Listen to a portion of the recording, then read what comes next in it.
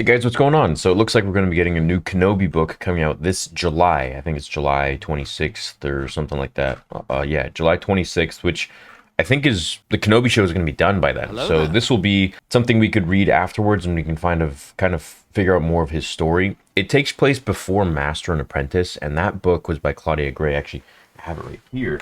Takes place before the Phantom Menace, so this takes place even like way before that. So this one, there's a Q&A with the author, and I was reading through it, and I actually was pretty, I'm trying to analyze their answers, see, like what's their angle and everything. And she seems to be really respectful of like the characters and Anakin and Obi-Wan and Qui-Gon. And I'm really liking her answers so far. So I think this is going to be a good book, guys. I don't know. Kirsten White's upcoming Star Wars Padawan follows the legendary hero when he was still very much a student, insecure about who he is and the Jedi he might become. Obi-Wan grows antsy under his master Qui-Gon Jinn, who preaches patience and meditation and yearns for some Jedi action. But when it looks like they finally head out on a mission together, Jinn is a no-show. Obi-Wan goes off on his own instead, visiting a new world where he encounters free-spirited teens, possibly strong with the Force, who offer him a glimpse at a life that could have been, or could still be. Yet, as Obi-Wan himself would later say, something is out of place.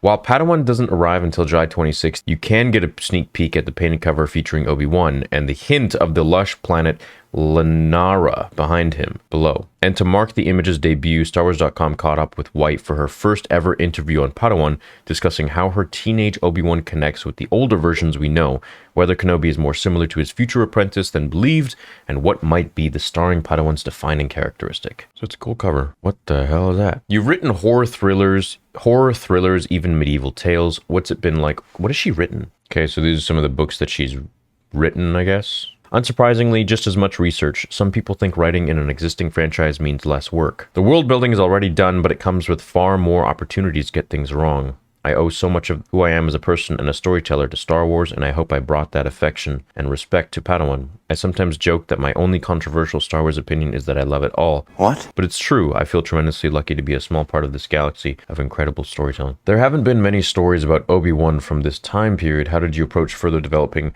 what a very green, very teenage Obi-Wan would be like? I wanted to make sure, and yeah, that's always like a concern of mine, is when they're covering a time in canon that there isn't much, because I don't know. I don't know if they would go back and like read a bunch of legend stuff. Yeah, so they did a ton of this with the Star Wars Jedi Apprentice novels, and these cover a very young Obi-Wan Kenobi and Qui-Gon Jinn. So I'm wondering, if she would have ever read those, maybe taken some inspiration or not. There haven't been many stories about Obi-Wan from this time period. How did you approach further developing with what a very green, very teenage Obi-Wan would be like? I wanted to make sure Padawan felt like it had always been part of Obi-Wan's story, but that it made sense we never heard about this particular adventure. I looked at who Obi-Wan became, then traced him backwards through the prequels and Claudia Gray's excellent Master and Apprentice to arrive at someone who still had a tremendous amount of growing to do, but with the foundation of who he would become. My goal with the narrative was to take him on a journey of self-discovery so he would be ready for everything we know he'll face. Another key aspect of developing teen Obi-Wan was surrounding him with other young people, giving him his first taste of freedom so he could learn who he is when no authority figure is watching. When he's out of the temple, which parts of his devotion to the Jedi Order still feel right? Can he let go and run wild? Does he even want to? So what this kind of feels like a Goonies Obi-Wan sort of thing. Seems like they're kind of like going in that path. Like they're doing a lot of projects in the future that have to do with like being younger. And now I've just realized I might have written a Star Wars spring break novel. From the book's description, Obi-Wan sounds a lot more like Anakin that we might have known or realized. Yes and no. Obi-Wan and Anakin have youthful rebellion in common, but while Anakin was rooted in trauma, anger, and entitlement, I say with love about one of my favorite characters, Obi-Wan's is rooted in an anxiety. Anakin was eager to have power and authority to try and heal his pain and quiet his fears. In Padawan, Obi-Wan is anxious to know his place in the galaxy and the Jedi Order. Not to be powerful, but to be the best servant of the Force he can be. His motivation is less, I'm the greatest, why can't they see that? And more, maybe I don't deserve any of this. He's terrified he won't live up to his potential, letting down Qui-Gon Jinn, the Jedi, and the galaxy as a whole. Yeah, what I have to say about that is that Anakin definitely had some of those tendencies for sure, like the entitlement, but I kind of feel like it was the Jedi Order's fault. Like they just sort of pushed it into his mind, He was called the poster boy of the Clone Wars. He was the chosen. They always referred to him as the chosen one. You can't tell me it's not going to get to your head a little bit. And also, if you're like literally leaps and bounds better than pretty much even your masters that are training you when you're just such a young age, and you're getting like, Anakin, when he was being trained in the Jedi Temple, was much like Mace Windu, and Mace Windu was like, he was so much stronger than his masters that were teaching him when he was a little kid. So like when he was a Padawan, they were like already way inferior to him. So I mean, that's definitely got to play with your ego a little bit. It's like, why am I being taught by someone who is much less than me in the Force, and also they're not granting me the rank of master, which I need in order to get access to the restricted section to save my wife. So it's like, you know, I can understand why he would be a little bit entitled like that, but it's not like he was entitled when he left Tatooine, you know, when he was a kid. They kind of put him on a pedestal. Maybe I didn't deserve any of this, is Qui-Gon's mentality. He's terrified he won't live up to his potential, letting down Qui-Gon Jinn, the Jedi, and the galaxy as a whole. Okay. Also, before anyone else asks, Satine isn't in this novel. Actually, she's the reason why there are no romantic subplots in Padawan. Obi-Wan commits absolutely in everything he does, including first love. I couldn't dilute that. That's great. So she doesn't... Okay, cool. So for her sake of her story, she doesn't dilute the fact that Obi-Wan has like some other love interest or something. Qui-Gon Jinn has become a fan favorite, and he looms large in Star Wars despite minimal appearances.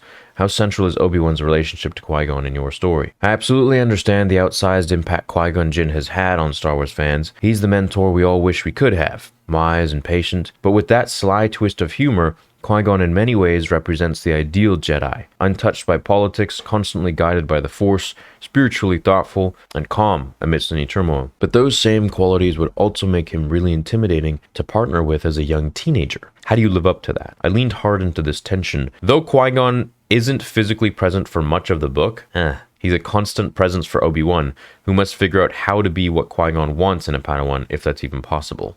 Yeah, it actually does sound like a spring break Obi-Wan kind of thing, but maybe they get into some trouble, maybe there's like, I don't know, a quest or something, or I don't know. I mean, I'm gonna read it anyways, but I'll definitely read it. If there's one thing you want your book to say about Obi-Wan, what would it be? Obi-Wan Kenobi cares. He cares so much. I think as much or as more than any other Jedi we know, Obi-Wan always puts himself second in service of the Jedi Order, and more importantly, the will of the Force. It was such a delight and honor trying to feel out who teen Obi-Wan was on his way to becoming the Jedi we all know and love. And the only reason I posit that is because there were so many times where the Force was reaching out to Anakin regarding his mother, and Obi-Wan was like, your thoughts betray you. Like obviously the Force was trying to tell him something, and Obi-Wan's just like, no, let's just focus on these politics that we gotta worry about. Everything could have been so avoidable if they just like listened to Anakin a little bit, and then they wonder like why he went insane in the end. So no one was listening to him. The only person who was listening to him was the devil. Anyways, this book looks pretty cool.